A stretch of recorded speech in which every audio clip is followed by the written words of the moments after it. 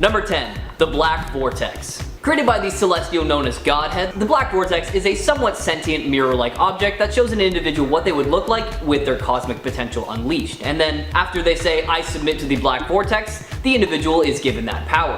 It's also capable of taking that power away, but that doesn't happen too often. Historically, Gara was the first Vescardi to submit to the power of the Vortex, and 1 year later, after a terrible war, they were left with the only surviving member of their race. Fast forward 12 billion years, and we see the Vortex in Mr. Knife's possession. However, it's been tossed around so many times since its creation that it is tough to pinpoint exactly where it is half the time. Like, seriously, it's gone from Mr. Knife to the Guardians of the Galaxy to Ronin, back to the Guardians of the Galaxy to the X-Men to Captain Marvel. It's just nuts. Other known characters who have used the power of the Black Vortex are the Slaughterlords, Gamora, Groot, Kitty Pryde, and Ronan the Accuser. However, Groot had his powers taken away from him, which left him with a slightly altered appearance from then on. Why not check out this cosmic power unleasher for yourself in its first appearance in 2015's legendary Star-Lord number 5.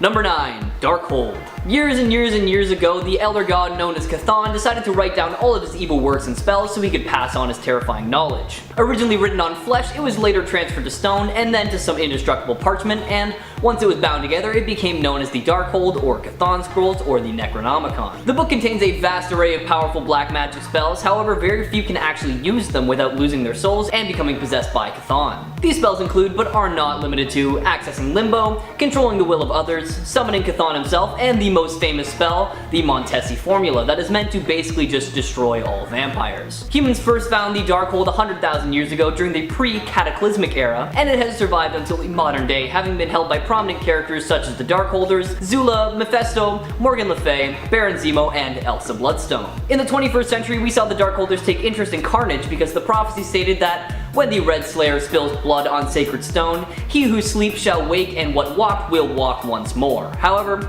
this just resulted in a major buff for Carnage because he was only empowered by Chthon's presence. Take a look at the Darkhold for yourself, starting with its first appearance in 1972's Marvel Spotlight number 4.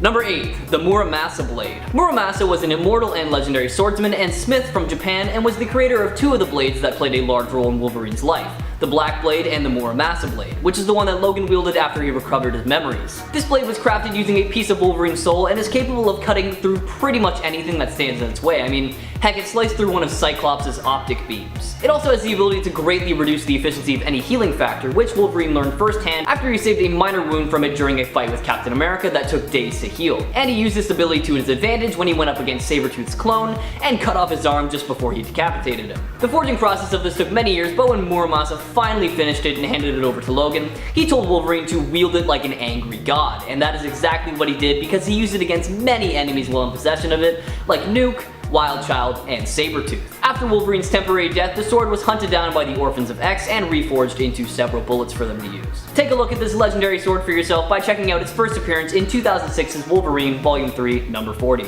Number 8. Lawgiver. Of course, leave it to Judge Dredd to have one of the coolest named offensive tools in the game. The Lawgiver is explicitly made for the judges of Judge Dredd's Mega City 1. This voice-activated feat of technology comes with several security features so that the thing can exclusively only be used by its assigned judge. The biggest one being the palm-reading grip that will confirm the wielder's identity and go kaboom if it ain't who it's supposed to be. Given how powerful the Lawgiver is, and considering how judges bite the dust out on the streets, this kind of security feature just makes sense. Okay, but how powerful is it? Obviously, Lawgiver is not going to stand up to a Mjolnir or something like that, but it does its job on the street level, firing a large variety of ammunition from one cartridge that include standard, armor-piercing, ricochet, incendiary, high-X, gas, and the iconic one from the most recent Judge Dredd movie, the Hot Shot. There have been exorcism rounds, and of course, it also has a simple stun feature. All of this is combined with the Lawgiver's many technological features like target acquisition, voice activation, and a fast-focused viewfinder to make it one of the most iconic and effective gavels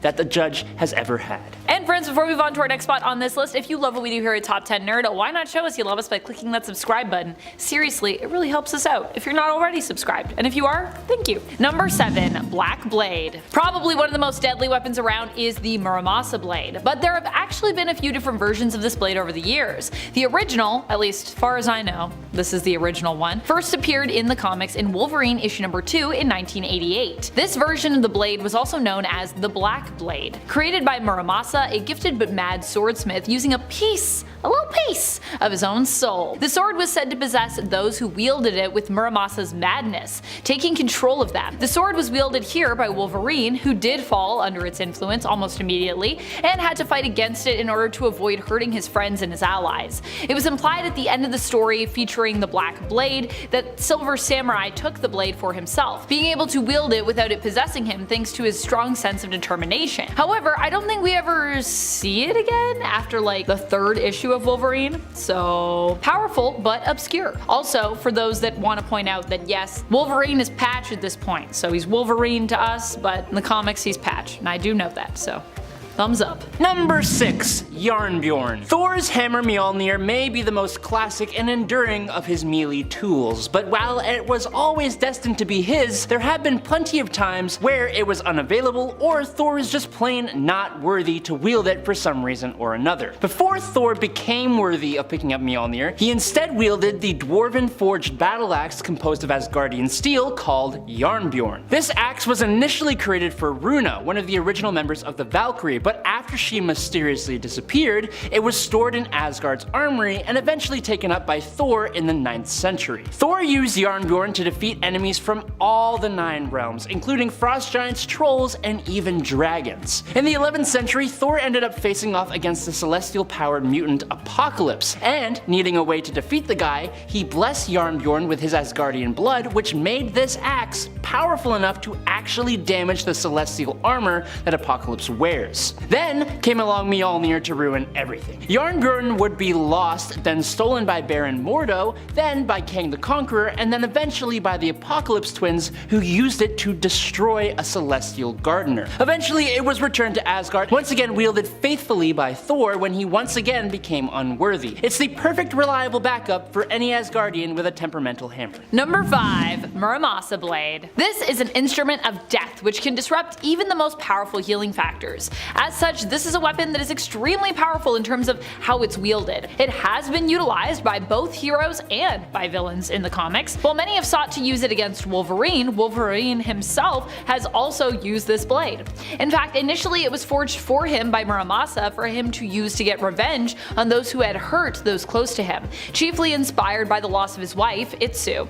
But he's also used one of the blades forged by Muramasa in Hell, even going so far as to obtain one so that he could defend Krakoa as one of their champions during the Otherworld tournament in the 10 of Swords event. And I know what you're thinking, but Amanda, didn't you already have a Muramasa blade? And yes, I did, but there's actually been quite a few of them. That other one is super obscure and really only appears for like 3 issues, it's crazy. Number 4. God Killer. It doesn't even surprise me, of all the people to take on a contract to bring about the demise of an ancient Greek titan, it would be Deathstroke. It just makes sense. He simply has the willpower to see it through. But as awesome as Deathstroke is, he definitely is not powerful enough on his own to bring down a titan, and so the Greek god Hephaestus bestowed the God Killer sword on the mercenary. This sword's main function is right there in its name. It has the power to end the life of gods. The Eldritch powered blade is semi-sentient and will power up and even somewhat control its wielder to help them accomplish their goal, even transforming itself in size or quantity. It can be a bow staff, dual blades, and it can be even a 9-tailed whip, just like the Ickers. It all depends on what its wielder needs at the time and what suits them best. It can release massive shocks, absorb and redirect any force with double the impact. It can be magically recalled like Mjolnir, can completely repair itself, and since its introduction it has undergone some minor changes, but for the most part, the God Killer is one scary tool of destruction. Number 3. All Black the Necro Sword. Possibly one of the most powerful weapons we've ever seen in the Marvel multiverse. Yeah, I said it. This weapon typically has been wielded by villains, but not always. Initially, this was the weapon of choice for Null, actually being the first symbiote he himself created. However, he hasn't been the only person of note to wield it. While other villains like Gore the God Butcher have also been affiliated with the symbiotic blade, we've also seen it used by the hero Dylan Brock, sometimes known as Codex. He used the weapon when he had to fight against an evil version of his father, Bedlam. Likely, the All Black will be a weapon that Dylan will have to continue to use and figure out how to master, as Carnage now has his own version of this weapon, initially wanting a copy of it but instead settling for an alternate Necro Sword that he named the All Blood. So, yeah. Number 2, the Star Brand. This one is a little different. The Star Brand itself is a palm-sized tattoo, but one that is essentially a zero-point energy collector drawing power from the fabric of space-time itself, which is quite the statement to make. When the Star Brand is given to someone, the upper limits of the power it grants are determined by the imagination of its wielder. So basically, the Star Brand is capable of doing anything, including extensive reality manipulation. It was even used to destroy a Beyonder, and they are one of the most powerful beings in the Marvel multiverse. The Star Brand wielder almost always displays the abilities of faster than light speed flight, over class 100 super strength, nigh invulnerability, omnidirectional blast with nuclear levels of destructive force, energy blast, immortality, regeneration, hypnosis, and survival in space. It's a little unique to this list as the brand isn't so much an object as it is a source of power that gives you a cool tattoo as an added side effect. Number 1, Infinity Gauntlet. Speaking of things that are cosmic, when it comes to the Infinity Gauntlet, many people think of Thanos, but in the comics and even in the Marvel Cinematic Universe, Thanos hasn't been the only one to wield it. Although villains often seek out the gauntlet and the powerful stones or gems that end up becoming inlaid upon it, heroes have also used it as well. Normally using it in an attempt to simply keep it away from villains, not really to do so much with it, as they acknowledge that its power is pretty unwieldy and dangerous. I mean, they are heroes after all. Tony Stark's Iron Man, however, did use the gauntlet in the MCU to defeat Thanos and his army, and in the comics, Tony was also one of the heroes to use the gauntlet, using it to defeat the villain known as the Hood, who threatened to amass and use the power of the gauntlet for himself. Kicking off the list at number 10, we have the Casket of Ancient Winters. This one made its comic book debut in Thor issue 346, and it made it to the big screen in 2011 in the Marvel Cinematic Universe, Thor 1, or just Thor, I guess. Thor sounds weird by itself. It's a relic that doubled down as a deadly weapon, belonging to the Frost Giants that has the ability to unleash the fury of 1,000 killing winters. And it contains the Imbolwinter of Ymir, the most powerful ice giant of them all. So you open this thing and you better be ready for quite a rush. I mean, Surtur once used this artifact in an attempt to end Thor's life. Now this artifact is known for its power, so Thor took that back right quick and guarded it. Nobody should be touching this thing or opening it, in whatever case. But of course, there's more than one set of eyes on this thing. Next, it was taken by the dark elf Yargfelm, but before the dude even had the chance to use it, Malekith took it and attacked Asgard with it. It took all of Heimdall's strength to break through the ice when Loki used the casket on him in Thor 1. Wow, that sounds pretty cold and painful. I already live in Canada, so I want no part of that. And before we continue on with this list, guys, if you want to go ahead and give us a thumbs up, that would be great. Those likes really do a wonder for our channel. Thank you so much for your support. Now let's get right back into this list of magical Marvel weapons. Number 9, the Crimson Gem of Cyttorak. This bright red gem made its debut in X-Men issue 12 back in 1965. It's actually the key behind Kane Marco becoming the Juggernaut, who also made his first appearance in that same issue. It shows Kane and Charles Xavier when they were serving together in the same unit, but when Kane went under fire, he ran off to take cover in a nearby cave. The cave was in fact the Lost Temple of Cyttorak. So Kane grabbed this glowing ruby from the lap of an idol, read the inscription, and possessed the power of one of the 8 magical beings that made a totem containing a mere fraction of their power ages ago. Now whoever came into contact would, well, I mean, look at Kane Marco. They would become a human juggernaut. So now he's just unstoppable. He's a beast. There also exists a world inside this gem of Cyttorak, and it's called the Crimson Cosmos. It's another dimension where time doesn't move, and speaking of gems, our number 1 pick may just hit close to home, but we'll get to that later. Number 8, Aquaman's Trident. Known as the Trident of Neptune, Aquaman's Trident is one of the most powerful legendary artifacts in all of DC Comics. Created by the god Neptune, according to Greek myths, the Trident has been passed down the royal lineage of Atlantis for generations, eventually landing itself in the possession of none other than Aquaman himself. While the Trident is a powerful weapon that can pierce some of the strongest characters and materials in DC Comics, its true strength lies in its ability ability to manipulate all forms of water, control the weather, and even direct blasts of energy. It also looks totally badass and symbolizes the wielder's rule over Atlantis and the Seven Seas, which make up like 7% of the Earth, so that's a statement right there. Number 7. Mjolnir. The hammer of Thor is quite possibly one of the most well-known weapons in not only comic books, but in mythology. But I think that's partially due to comic books, so there you go. Mjolnir was forged out of Uru metal by the legendary dwarven smiths Eitri, Brock, and Buri inside the heart of a dying star. But the chunk of Uru used to create the hammer had also been infused with an unimaginably powerful cosmic storm called the God Tempest by All-Father Odin. After 17 weeks and the explosion of the dying star, the hammer was finally finished. At first, the hammer was so unruly that it couldn't even be controlled until Odin placed the enchantment of worthiness, at which point it became the weapon he used up until he took the throne of Asgard. From that point forward, Mjolnir became the tool of Thor. Mjolnir has survived Kang the Conqueror's antimatter screen, heat as extreme as the heart of suns, and blasts powerful enough to destroy planets. There is also almost nothing except primary adamantium that is capable of withstanding a full-on blow from Mjolnir. Not even the armor of the Celestials. But of course, whacking things isn't all it's good for. Mjolnir allows its wielder to manipulate the weather, fly at 3 times faster the speed of light, project and channel vast energies like the God Blast, create wormholes, manipulate matter, and so much more. I'm sure it would also do an excellent job at hammering nails too.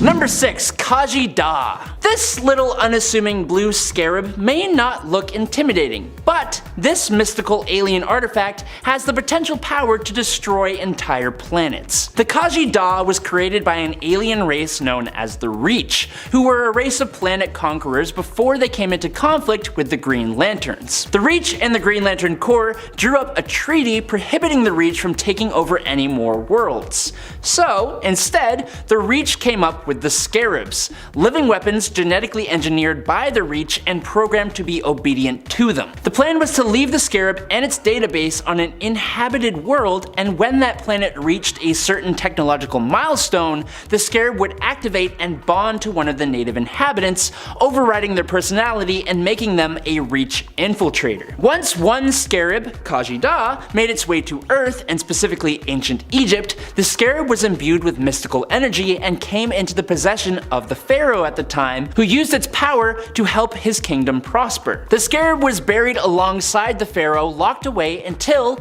archaeologist Dan Garrett discovered it, using the Scarab to become the first ever blue beetle. It passed its way down to Ted Kord and then eventually to Jaime Reyes, to whom it granted its coolest abilities and revealed its true origins.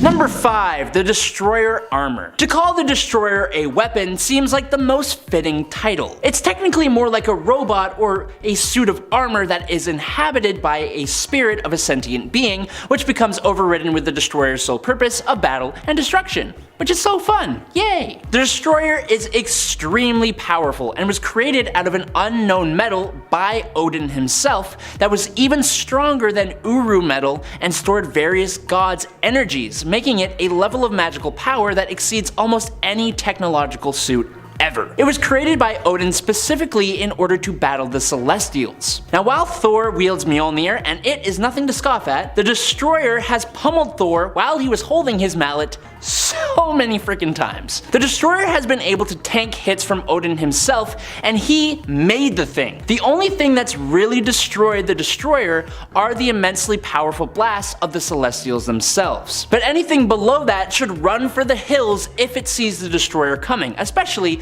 if it opens up its face to start firing massive energy blasts.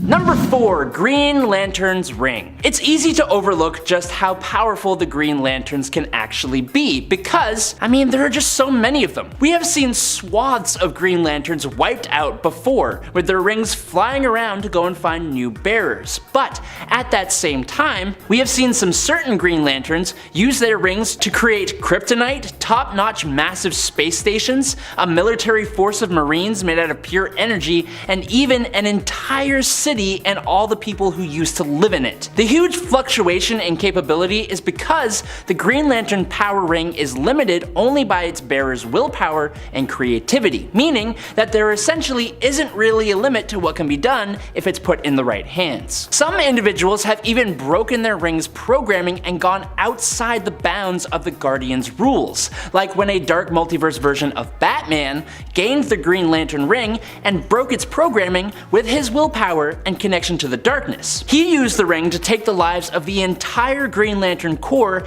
and the Guardians of the Universe. He then aged himself up and his world began to completely disintegrate. The Green Lantern rings are powerful enough to power space cops, but their potential is pretty much limitless. Number 3, the Helmet of Fate. Considering this thing is a helmet, you'd be forgiven for assuming this is more of a piece of armor than any kind of offensive tool. Technically, yes, but I think it would be more fair to say that the Helmet of Fate turns its user into the danger by granting them the most powerful magics in the DC universe. The helmet itself was created by the wildly powerful sorcerer and Lord of Order known as Nabu, alongside the Amulet of Anubis and the Cloak of Destiny, which combined together turn the wearer into Dr. Fate, granting them a fraction of Nabu's power. Even if it's just a fraction of that power, it's basically got a limitless repository of arcane energy. The helmet grants its wearer the knowledge to cast a huge number of spells, the ability to control the elements, and bestows them with cosmic awareness, all of which can be combined to make Dr. Fate, whoever it is, one of the most powerful characters in the DC universe. It does have some caveats though. Number 2, the Ultimate Nullifier. Ooh, the Ultimate Nullifier is such a fun one to talk about. When it was first introduced, Uatu the Watcher revealed its location to the Fantastic Four so that they could use it to defend the planet from Galactus. But no one actually used it then. It was just shown to Galactus by Reed Richards, which caused the World Devourer to simply run away. He had good reason to do so though. The Ultimate Nullifier is funny because its power is entirely dependent on who is wielding it. If the Nullifier is in the hands of an idiot, for example, it will basically nullify the user themselves, wiping them from existence.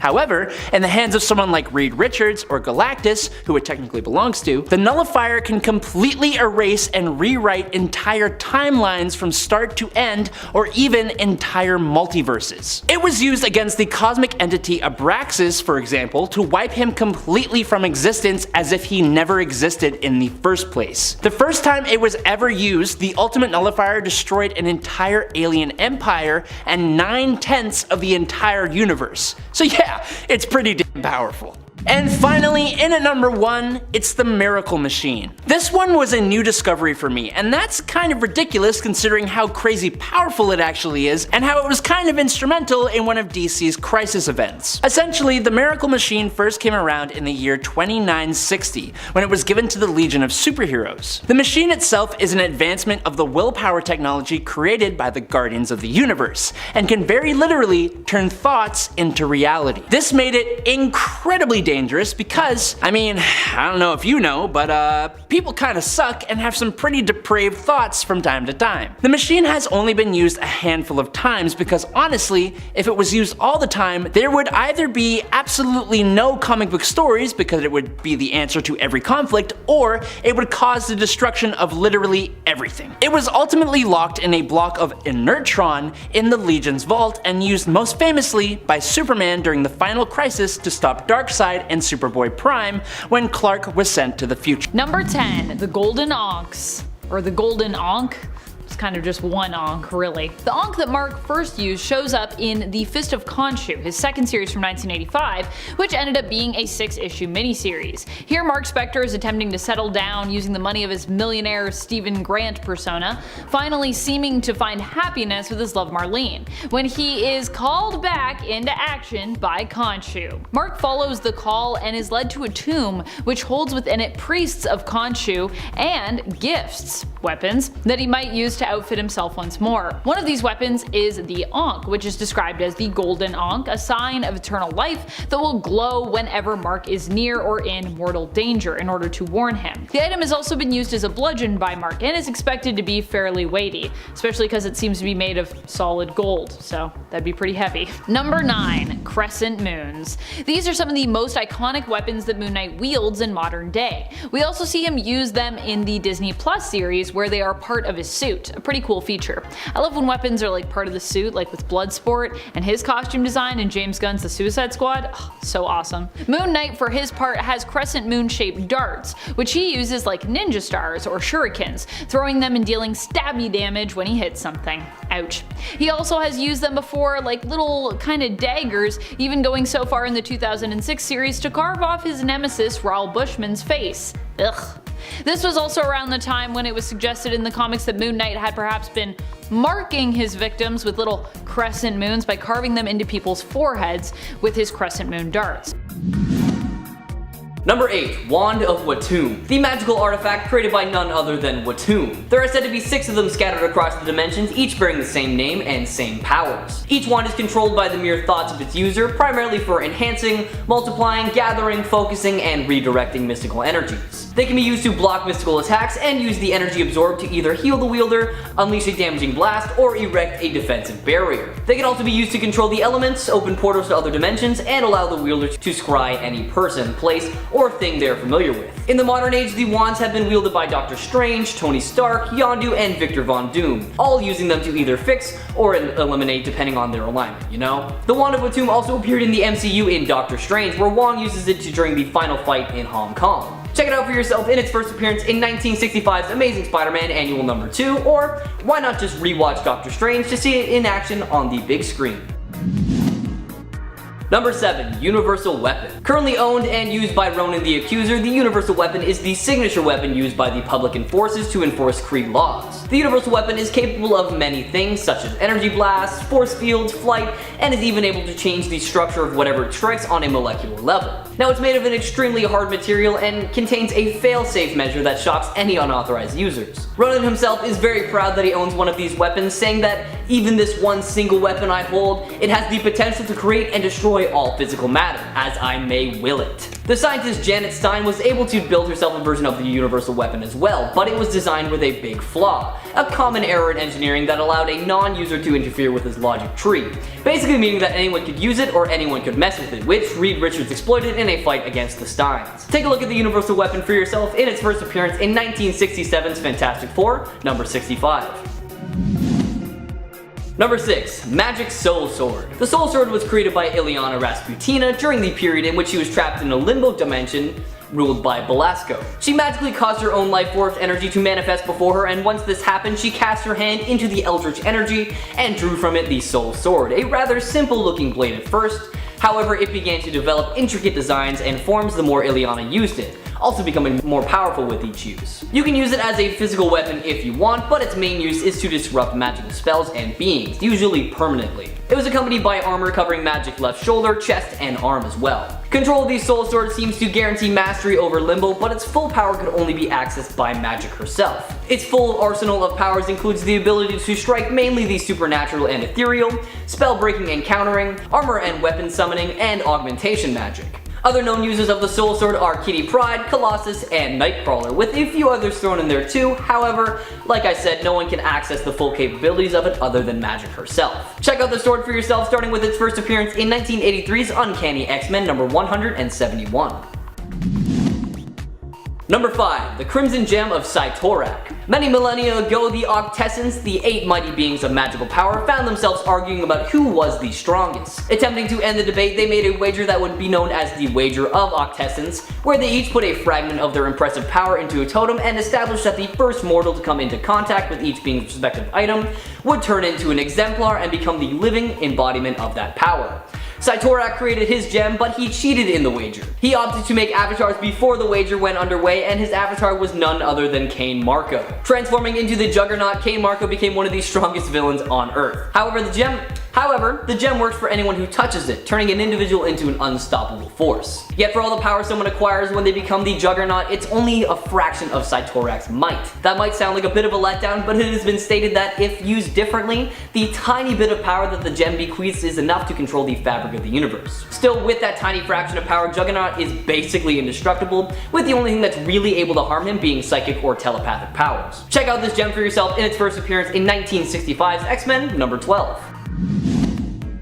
Number 4. Casket of Ancient Winters. Now if you're not trying to encase the entire universe in an icy, frigid tundra, then you probably shouldn't go opening the Casket of Ancient Winters. It was an Asgardian artifact which contains the Fimbulwinter of Ymar. It created the massive snowstorms it opened. Not only that, but it holds the fury of 1,000 killing winters. The temperature unleashed by the casket is so severe that even frost giants, who typically, relish in the icy weather and have frost in their actual names, are capable of being frozen by the casket's fury. If a world does find itself on the receiving end of the casket, there is only one way in which to reverse the effects, which is Odin's secret gem of infinite suns. The opposite of the casket, the gem contains the essence of 100 stars. Funnily enough, the Casket of Ancient Winters appeared in the MCU in the first Thor movie. It actually proved pretty central to the movie's plot, as its ice powers led Loki to discover his true heritage as a frost giant. Check it out for yourself in the movie Thor, or head all the way back to 1984's Thor number 346.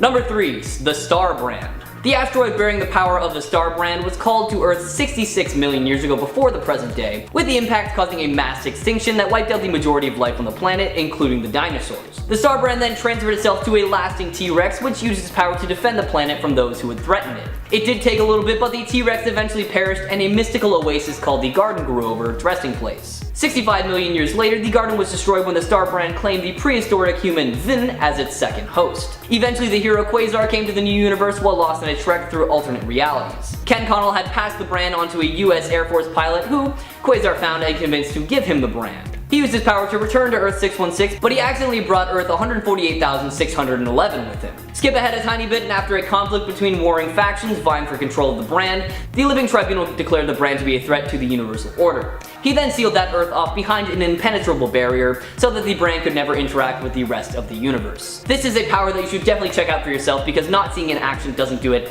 any justice, so check out 1986's Star Brand, number 1.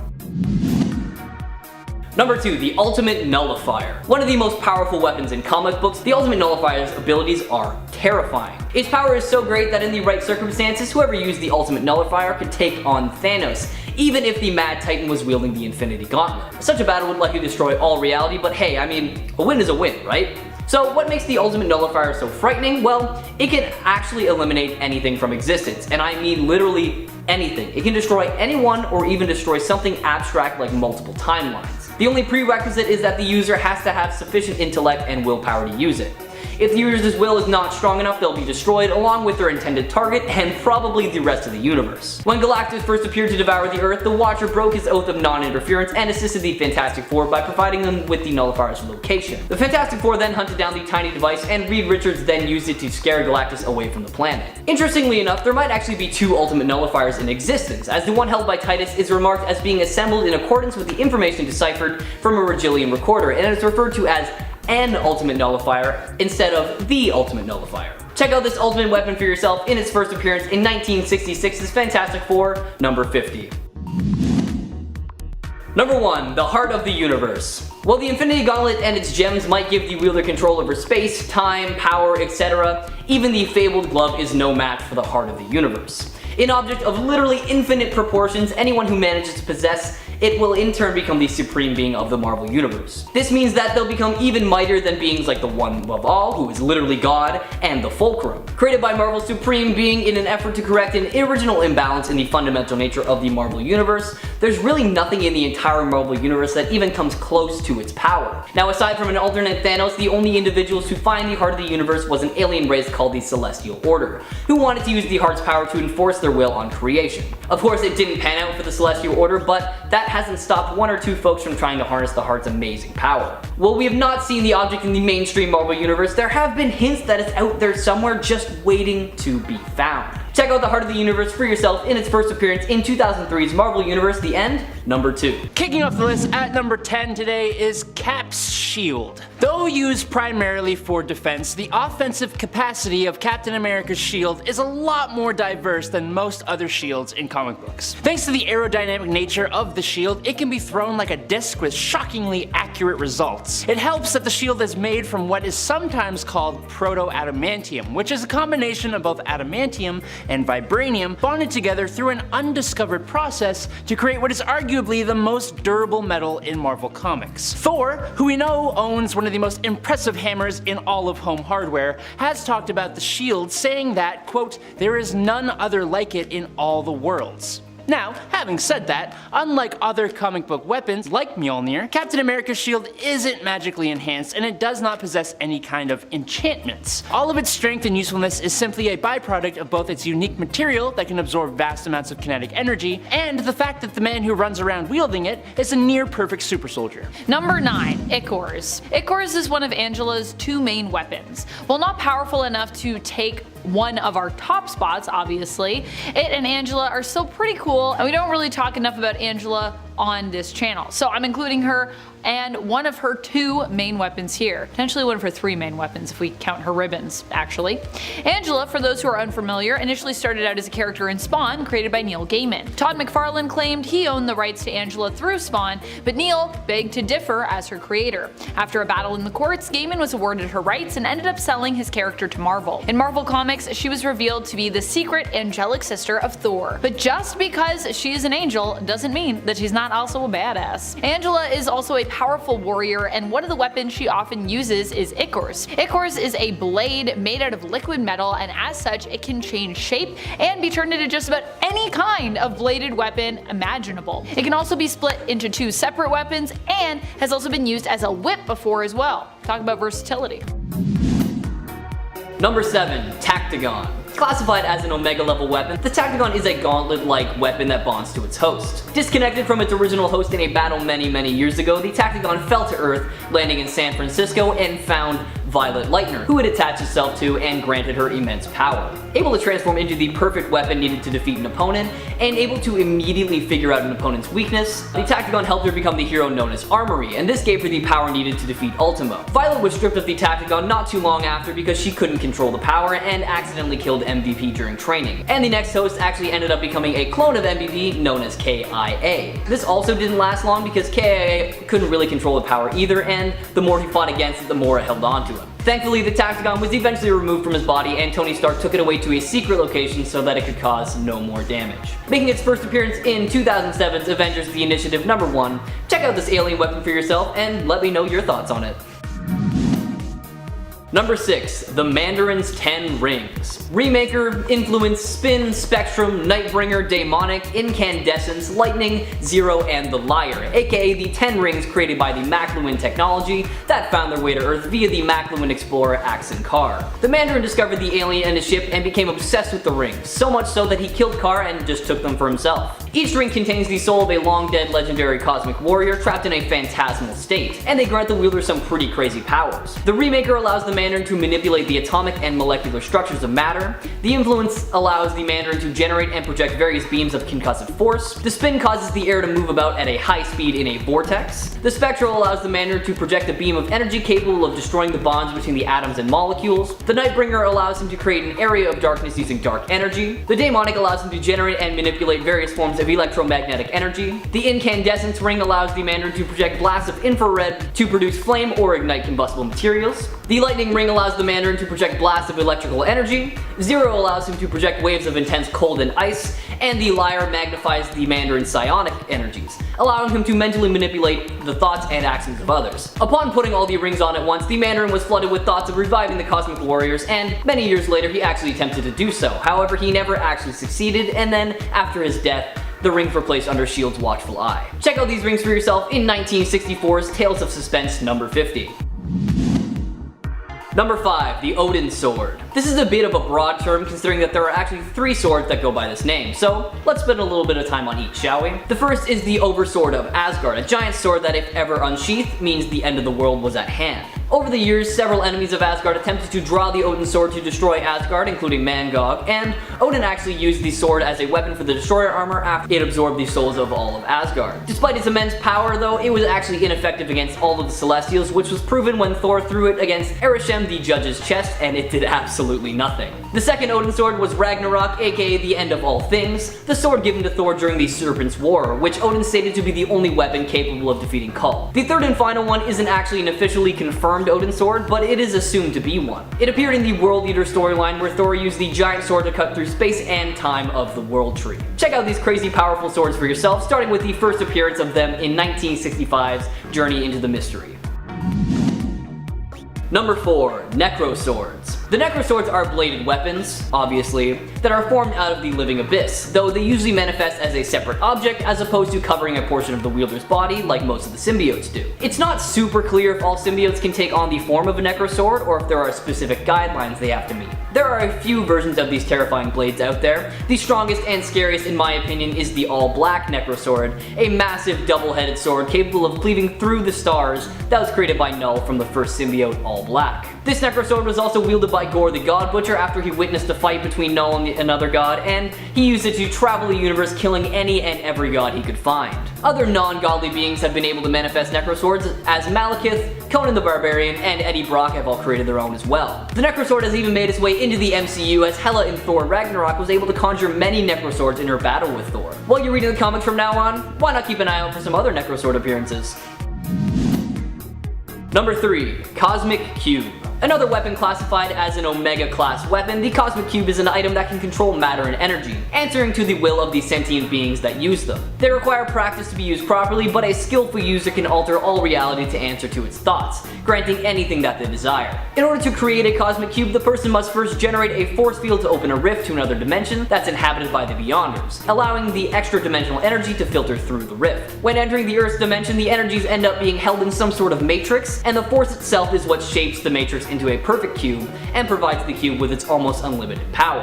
Like I kinda glossed over before, the Cosmic Cube's main power is answering to the will of a person, or, put simply, wish-making. The Cosmic Cube cannot affect souls, and given the Beyonders' inability to affect time, we can presume that the cubes cannot affect time, as the cubes possess only a fraction of the Beyonders' dimension's power. After extended use, a Cosmic Cube will develop its own intelligence, often influenced by the user at the time, and will get to a point where they choose how they want to be used and can deny certain wishes if they think they don't like them. There have been many wishes granted by the Cosmic Cube, the most notable being the ones made by Reed Richards, and of course Thanos, who used the power to become one with the universe. Check out the Cosmic Cube for yourself, starting with its first appearance all the way back in 1966's Tales of Suspense, number 79. Number 2. The Infinity Gauntlet. The Infinity Gauntlet. Now I have very mixed feelings about this one because on one hand, it is literally the most powerful object in the Marvel Universe, which is super sick, but it makes me sad because it just makes me think of Avengers, Infinity War, and Endgame. Now I imagine we're all familiar with this weapon because its prevalence in recent years, but if you're not, don't worry, I'll give you the rundown. By itself, the Infinity Gauntlet isn't much to talk about, but once combined with the time, space, soul, reality, power, and mind gems, aka the Infinity Stones, it becomes an all-powerful force that few can put a stop to. It can do pretty much anything the user requests of it, which is terrifying if you think about it. Thanos first used the power of the Infinity Gauntlet in hopes of appeasing his love, death, and with the infamous snap, he used it to get rid of half of the population of the entire universe. Adam Warlock was the next wielder of the gauntlet, using it against Magus. However, Warlock was smart enough to replace one of the gems with a fake, which created a massive gap in Magus' powers when he came into possession of the gauntlet. Other known users of the Infinity Gauntlet are Mr. Fantastic, Nebula, Captain America, and of course, Robert Downey Jr., Iron Man. I would also just like to point out that in Peter Porker's universe, Earth 8311, Thanos uses a variant of the gauntlet called the Infinity Goatlet. Check out this all-powerful weapon for yourself, starting with its first appearance in 1990's Silver Surfer, Volume 3, number 44. Number 1. Staff of One. A magical staff so powerful that it is stated to have had the likes of Dormammu tremble, and that's saying something because have you seen him? The staff was formed after Tokiko Minoru bested the magical entity known as the One with a thrall army twice the size of the One's. After her victory, she presented the One with a choice: to die or to become her sword. He chose the latter and became the Staff of One. The staff was passed through generations, and Tina Minoru receives the Staff of One from Judy Minoru, who gave a speech about the rules and conditions and basically just a TLDR of using the staff like it had been done across the centuries. The current user of the staff is Nico Minoru, who is actually very proficient with it, and with its power she has gone up against the likes of the Upward Path, Arcade, the Witchbreaker, and more, and has come out on top each time. Now I won't bore you by telling every incantation that the Staff of One is capable of because we would literally be here 4 hours, so I'll just go over a few. Forget was used to erase Jeffrey Wilder's memories. Guess what? My spells do work against you was used so that her spells would actually work against the Gibborim. And Hulk Smash was used to send She-Hulk into a Berserker type rage. Now what makes this weapon so powerful and scary is that it seems it can be used for literally anything and everything. So see if you agree with me by checking out its first appearance in 2003's Runaways number 4. Number 10, the Watcher's Eye. Now I'm sure we all know this, but a weapon doesn't need to be capable of wiping out civilizations to be considered scary. Enter the Watcher's Eye. Now over on the moon it was the ancient being known as Uatu the Watcher. As a Watcher, his duty was to observe the planet Earth and maintain his oath of non-interference. Basically, whenever an incredibly notable event would occur, the Watcher would typically manifest to the site of the happening so he could observe it directly. Because of everything he'd seen, the Watcher had accumulated knowledge of approximately the entire history of the planet. This included the secrets of everyone and everything, including the superheroes of the Marvel Universe. Those secrets held plenty of power and were secrets that many would kill for. In fact, the Watcher was killed for them and had his eyes removed because his knowledge and memories were stored within his eyes. The power of the Watcher's eyes were then unlocked, showing the Marvel heroes many terrible surprises that had been kept hidden from them for years. This was so terrifying because anyone in possession would have almost limitless information at their disposal, which is exactly what happened when the orb came into possession of one of the eyes and decided to take up the Watcher's job with a bit of a more dark influence. To get the full story on the Watcher's Eye, check out the Watcher's story starting with his first appearance in 1963's Fantastic Four, number 13.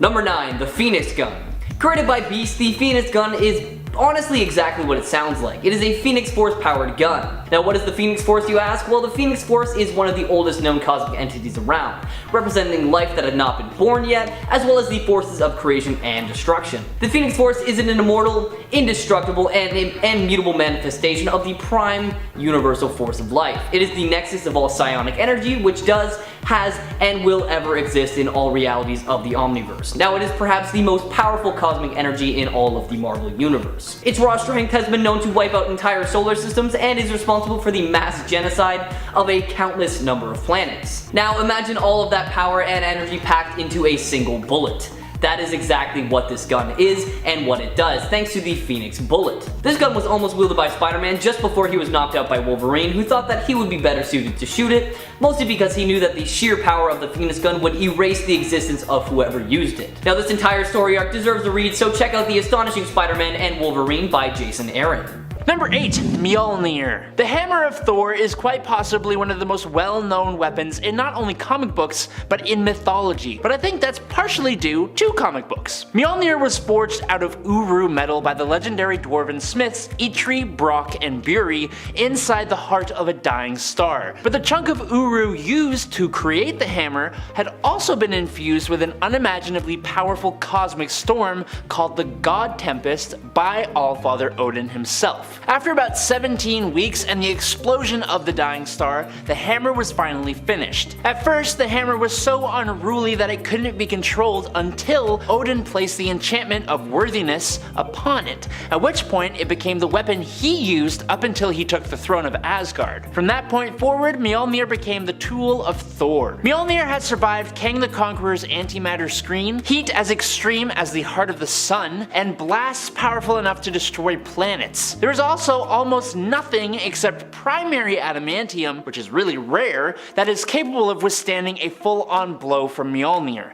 Not even the armor of the Celestials can take it. But of course, whacking things isn't all it's good for. Mjolnir allows its wielder to manipulate the weather, fly at 3 times faster the speed of light, project and channel vast energies like the God Blast, create wormholes, manipulate matter, and so much more. I'm sure it would do an excellent job at hammering nails too, but we'll never know. Number 7, Exo Manowar. The armor from Exo Manowar is probably one of the most awesome suits of armor ever. The alien suit itself was actually worshipped like a god by an entire race of alien beings who could never find anyone worthy to wear it. Anyone who tried would simply just lose their life. But that's probably because the suit ain't ever interacted with a human. So when the suit interacted with a barbarian Visigoth known as Eric of Dacia in 402 AD, a successful pairing was finally found, and this suit proved itself to be one of the most powerful forces in the universe. It helped Eric not only to escape the capture of the aliens who captured him in the first place, but it even helped him to become a king. The armor is a near unstoppable offensive and defensive tool able to traverse the universe. The suit and its wearer were instrumental in saving Earth from an alien scourge called the Torment, who seemed to have a thing for ending all life across the universe, and I'd say that's a pretty cool feat to have. Number 6. The Father Box. Mother Boxes are sentient computers created by a legendary comic book writer Jack Kirby for his Fourth World Saga. To the residents of New Genesis and Apocalypse, they are everyday devices, kinda like cell phones, but their sheer versatility would blow our minds. The boxes are capable of doing a ridiculous number of things. Some of those things include creating teleporting boom tubes, healing the wounded, energy manipulation, controlling other machines, and even evolving them, creating force fields, mind control, combining sentient beings into a more powerful one, and allowing someone to breathe in space. But the Father Box is a dark doppelganger of the Mother Box. The Daddy Machine is like a Mother Box but with the dial turned up to 11. Along with sharing all the abilities that a Mother Box has, the Father Box can also access magic and create a silent version of the boom tube called a Hush Tube. Oh, and it contains all of the knowledge the New Gods have ever assembled. Unfortunately, it also turns people evil, so weigh your options there, I guess. Number 5. Sword of Superman. Did you know Superman had a sword? I didn't. That's the end of the point. No, I'm just kidding. I think most fans of the Man of Steel are just used to the guy using his fists as his primary damage dealers. But for a very brief amount of time in Superman Annual number 10 from November 1984, a sword that is as old as the universe, forged by time and space itself, found its way to Superman when he had been defeated by King Cosmos. The sword itself had been traveling through space over billions of years, coming into contact with billions of beings, all of whom were unable to actually wield it. It wasn't until it finally reached its destination, Superman's outstretched hand, that the blade was finally used successfully. This ancient sword of both energy and matter gave Superman the power to defeat Cosmos, and it connected Superman to the energy of creation and granted him cosmic awareness as a test of his resolve. Superman passed this test by actually rejecting that power, and once he did that, the blade evaporated, leaving only the hilt, which Superman threw back into space to continue its journey. It was only there for about a minute, but tell me everything I just said wasn't cool as hell, and I'll call you a liar. Number 4. The All-Black Necro Sword. All Black, initially born as the Necro Sword, was the first symbiote ever created by Null, the god of Marvel Comics symbiotes. The sword was made out of pure primordial darkness and softened with the divine power of a slain celestial head. It was basically a sword created from living darkness, and it gives its wielder an exceeding level of power and capability, enough to be able to slay gods. After removing the All Black away from Null, the alien known as Gore is corrupted by both his hatred of gods and the dark symbiote itself, and he continues the quote butchering of the gods started by Null. Long after Gore's defeat though, in the King Thor timeline, King Thor uses it to stop Galactus from consuming the Earth, but then the All Black connects to Galactus, who becomes Galactus the World Butcher. When Ego the Living Planet arrives, the All Black goes to Ego instead and transforms him into Ego the Necroplanet, who then eats Galactus. Then the Ego is destroyed by this timeline's Loki, who takes the All Black Necro Sword and becomes Loki the All Butcher. This sword needs to chill out, and I need a nap. Number 3. Crimson Gem of Sidorak. The Crimson Gem of Sidorak is a mystical and immensely powerful artifact that serves as the source of power for the unstoppable Juggernaut. Created by the deity Sidorak, the gem embodies an ancient mystical energy that grants its possessor an almost invincible level of physical power and durability, which is really only a fraction of the power of Sidorak himself. The gem's influence on its host is profound. It endows the Juggernaut with superhuman strength that is virtually unmatched, making him capable of shattering mountains and going toe-to-toe with some of Marvel's mightiest heroes like Thor and the Hulk. Furthermore, the gem grants him near invulnerability, rendering him impervious to most physical and energy-based attacks. The Juggernaut's momentum also becomes unstoppable once he starts moving, thanks to the mystical force that propels him forward. The Crimson Gem of Sidorak serves as a testament to the raw, primal power of the ancient and mysterious gods hiding in the darkest corners of the Marvel multiverse. Number 2. The 10 Rings. The Mandarin's rings in Marvel Comics are a set of 10 powerful mystical artifacts that grant their wielder an array of incredible abilities, each corresponding to a specific finger. Created by an alien race known as the McLuhans, who Fin Fang Foom is a member of, these rings are among the most coveted and feared weapons in the Marvel universe. Each ring possesses a unique power, ranging from manipulating the atomic and molecular structures of matter, or projecting various beams of concussive force, to boosting up psionic powers and other crazy things like that. The 10 rings are named Remaker, Influence, Spin, Spectral, Nightbringer, Daemonic, Incandescence, Lightning, Zero, and the Liar. Each one of these little rings contains the soul of a long-past legendary cosmic warrior trapped in a phantasmal state, plus a quarantined AI for when the rings are separated from their wielders. Combined though, the Mandarin's rings make him a nearly unstoppable force, enabling him to manipulate energy, control elements, and reshape reality itself. The Mandarin's intelligence and strategic thinking amplify the ring's powers, allowing him to devise intricate plans and wield the potential with precision. And finally, in at number 1, the Lazarus Pit. The Lazarus Pit is a supernatural phenomenon of restorative pools capable of instantly healing injuries, resurrecting the dead, and even granting immortality to those who bathe in it. Which sounds pretty great, but as with most things, there is a downside. You may come up fresh, young, and fit, but you also gain a touch of insanity.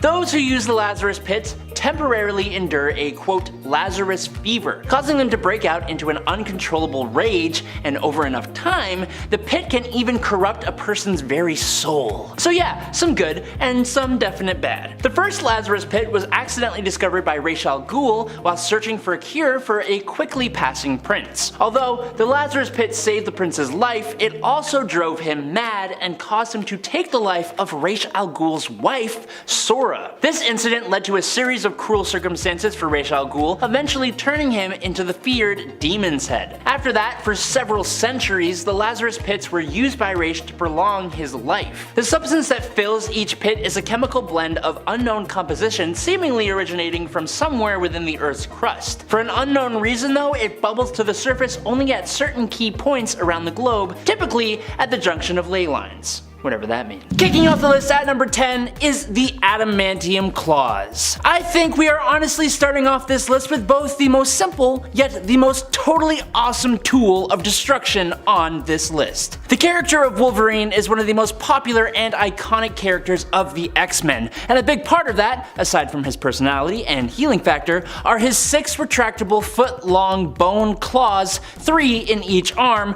that are housed beneath the skin and muscle in his forearms. Originally just composed of bone, Wolverine had his entire body famously coated in true adamantium, which is the most durable and rare form of adamantium, second only to proto-adamantium, which is what makes up Captain America's shield. With this enhancement, not only is Wolverine's skeleton almost completely indestructible, but now his razor-sharp claws could cut through practically anything. An added benefit of the adamantium bones and claws is that now Wolverine has a much heavier amount of weight behind any punch he throws, causing him to be able to cause even more destruction with his claws if he wants to. Lastly, a new short-lived feature of his adamantium claws upon his resurrection was that they could heat up thousands of degrees in mere seconds based on his berserker rages. So not only are they indestructible and can cut through anything, but now they're also incredibly hot?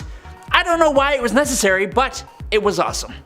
Number 9. The Sword of Superman. Did you know that Superman had a sword? I think most fans of the Man of Steel are just used to this guy using his fists as his primary damage dealers. But for a very brief amount of time in Superman Annual number 10 from November of 1984, a sword that was as old as the universe, forged by time and space itself, found its way to Superman when he had been defeated by King Cosmos. The sword itself had been traveling through space over billions and billions of years, coming into contact with billions of beings, all of whom were unable to wield it. It wasn't until it finally reached its destination, Superman's outstretched hand, that the blade was finally used successfully. This ancient sword of both energy and matter gave Superman the power to defeat Cosmos, and it connected Superman to the energy of creation and granted him cosmic awareness as a test of his resolve. Superman passed this test by actually rejecting that power,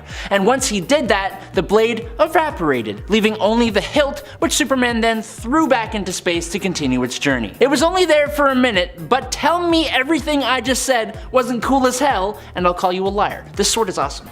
Okay? Number 8, Captain America's shield. One of the most well-known weapons at this time, and yes, I'm going to call it a weapon because it's a vibranium disc that you bounce off of 9 people's heads and then you catch it. That's a weapon in my books. But it also doubles down as a symbol of patriotism. It's made of vibranium, steel alloy, and proto-adamantium, which is basically Wakandan vibranium, so it's unbreakable.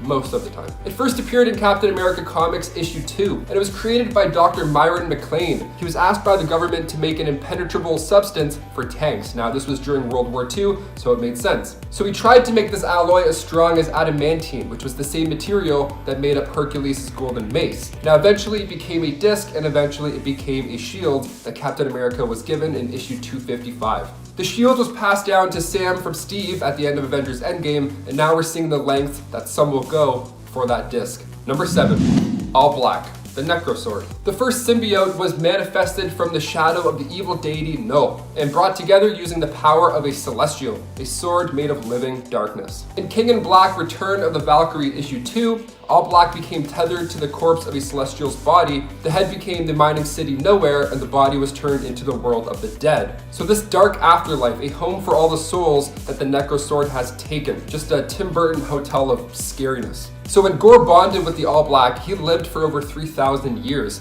So it keeps you young. Maybe that's Paul Rudd's secret this whole time. It's super powerful as well. If you think you can just throw the Necrosword into the sun and have it devoured and call it a day, you're horribly mistaken. It would just consume the star. There's another weapon as well that was just introduced in King in Black, but again, I'll mention that later on in the list. Number 6, the Cosmic Cube. Despite the fact that Thanos breaks this to pieces with his bare hands in the opening of Infinity War, the Cosmic Cube is among one of the most powerful items in Marvel Comics. Thanos is just that strong. It appeared first in Tales of Suspense issue 79. It can control matter and energy, of course being controlled by whomever can wield it. Now there are objects in Marvel Comics that look the same, and they're called cosmic containment units, so maybe that's why Thanos could break it to access the Mind Stone. That's our excuse. That, and he had that raw dad strength, that helped too. In Captain Marvel issue 31, Thanos used the Cosmic Cube to become one with the universe, and this allowed him to take on Kronos. They have a straight up mind war, both of them diving into each other's subconscious, trying to break their soul. It was just a staring contest of the cosmos. Number 5, Mjolnir. What is the name of Thor's hammer? Mjolnir? Jonathan? So close. Mjolnir, the hammer of the gods, the mighty mallet. It first showed up in Journey into Mystery issue 83. It was created out of Asgardian metal, but Odin was the one who made it indestructible, and it's able to break the armor of a celestial. That's how strong this hammer is. The hammer allows its users to fly though, which is pretty fun. Thor, having great strength, can huck this thing, and the leather strap pulls him off the ground, flying at the speed of sound, making him invisible to the naked eye. And if you're somehow deemed worthy to wield the hammer, not only will it feel cool and you'll look like Tim the Toolman Taylor, but you'll also obtain the powers of Thor and access other mystical properties of said hammer. Playing with the forces of the universe, Thor is at one point able to travel backwards in time and forwards in time just by swinging his hammer twice the speed of light. Only a handful have wielded the hammer. Captain America did, of course, in the movie Avengers Endgame, but in the comics he did so for the first time in Thor 390, and again in Fear Itself issue 7. Wonder Woman actually was once deemed worthy in a 1990s crossover, Marvel vs. DC issue 2. Number 4, the Darkhold. At the very end of Marvel's WandaVision, we see Wanda tucked away safely in the woods, studying this book, studying the Darkhold, the Book of the Damned. But what exactly is this thing? Why is Wanda studying it? And are we screwed? Probably. The Darkhold first appeared in comics in Marvel Spotlight issue 4. The Elder God Chthon fled Earth billions of years ago, but before he left, he wrote down all of his evil spells into this indestructible book at a chamber called the Darkhold inside Mount Wundagore. But if you think you can just read these scrolls and make a fireworks show, you're mistaken, not without becoming possessed by Chthon first. Number 3, Kang's Time Chair. Who would have thought that a chair would make this list? Now, of course, this chair was created by Kang the Conqueror, so he can go anywhere in space and time, all while getting a back massage. How lovely. It appeared for the first time in Avengers issue 8, and even Thor finds his confidence disturbing. The guy's just hanging out, laying back like he's on a beanbag chair, just chilling. He's just straight chilling up while the Avengers are attacking him, but he's fine. Why is he fine? Because this chair has got his back. It's equipped with an advanced laser defense system, a force field, and probably a cup holder. Kang used the chair to explore Captain America's World War II time, and then once it was actually taken over by Iron Man, where he revealed to Kang that his 41st century tech is based off of Stark's 21st century tech. We love time tech, doesn't hurt the brain at all. Number 2, Venom's new axe. Spoilers coming ahead for King in Black. Now, you've been warned. You had like 3 seconds, come on. When it comes to the King in Black, you're gonna need a pretty powerful weapon to make a dent. The Avengers rush in and Venom drops down. No need, guys, we got this, he says. Eddie summons Mjolnir and merges it together with the Silver Surfer's board, so now we get this epic weapon. One of the mightiest axes to ever be made. Even Cyclops has no idea what he just saw, like the rest of us. Eddie Brock escaped Null's God Hive and bonded with the Enigma Force, the All-Powers. And Thor's hammer already did a number on his jaw in King in Black issue 3, but combined with the board, it's even more magnificent and pretty unstoppable. And finally, coming in at number 1, you guessed it, the Infinity Gauntlet with stones. Perhaps one of the more common Marvel weapons at this point, it made its first dazzling appearance in Silver Surfer Volume 3, issue 44, back in the 90s. It holds the 6 Infinity Stones, being soul, mind, power, time, reality, and space. But it wasn't until 1991, until the end of that issue, until readers saw what this Glove of Destiny is really capable of. So just like we saw on the big screen in 2018, the Gauntlet and the Stones allow Thanos to snap away half of the life in all of the universe. And if that doesn't cut it and somehow the Avengers come snooping around, we see another creative use with this gauntlet. See, in part 4 of the Infinity Gauntlet, Thanos at one point weakens himself using the stones because he just wants to take on the Avengers in a more fair fight. That's how confident he is with his gauntlet. He just wants to impress death. I mean, it's pretty creative and brutal how the Mad Titan uses the gauntlet. I mean, Cyclops gets his head stuck in a clear block of force, Vision gets his insides ripped out, and he uses the gauntlet to keep Nebula the opposite of healthy for most of this event. So many magical weapons. Wow, okay, if I had to pick one of those, I think I'd probably pick the gauntlet. Even without the stones, it would just be a flashy, cool accessory. I don't know, I'm into the fingerless gloves or gauntlets, I'm into both. Number 10, the Kaji Da. This little unassuming blue scarab may not look intimidating, but this mystical alien artifact has the potential power to destroy entire planets, like this one. The Kaji Da was created by an alien race known as the Reach, who were a race of planet conquerors before they came into conflict with the Green Lanterns. The Reach and the Corps drew up a treaty prohibiting the Reach from taking over any more worlds. So instead, the Reach came up with the Scarabs, living weapons genetically engineered by the Reach and programmed to be obedient to them. The plan was to leave a Scarab and its database on an inhabited world, and when that planet reached certain technological milestones, the Scarab would activate and bond to one of the native inhabitants, overriding their personality and making them a Reach infiltrator. Once one Scarab, the Kaji Da, made its way to Earth and specifically ancient Egypt, the Scarab was imbued with mystical energy and came into the possession of the pharaoh at the time, who used its power to help his kingdom prosper. The Scarab was buried alongside the pharaoh, locked away until archaeologist Dan Garrett discovered it, using the Scarab to become the first ever Blue Beetle. It passed down to Ted Kord and then eventually to Jaime Reyes,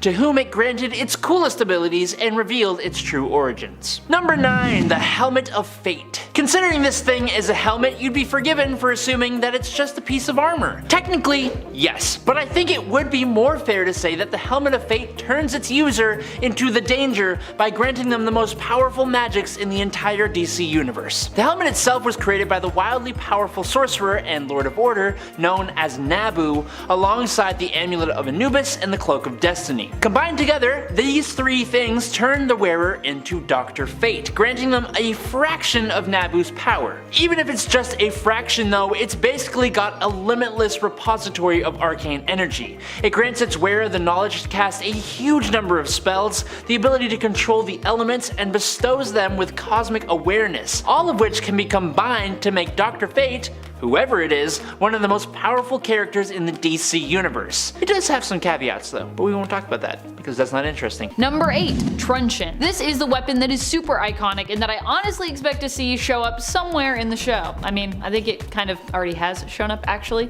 just in pieces. Mr. Knight, he gets like the 2 golden sticks and I'm like, that's boop, just connect that and that's a truncheon, my friends. In the comics, the truncheon can be broken down into 2 pieces, but it's generally connected by a chain.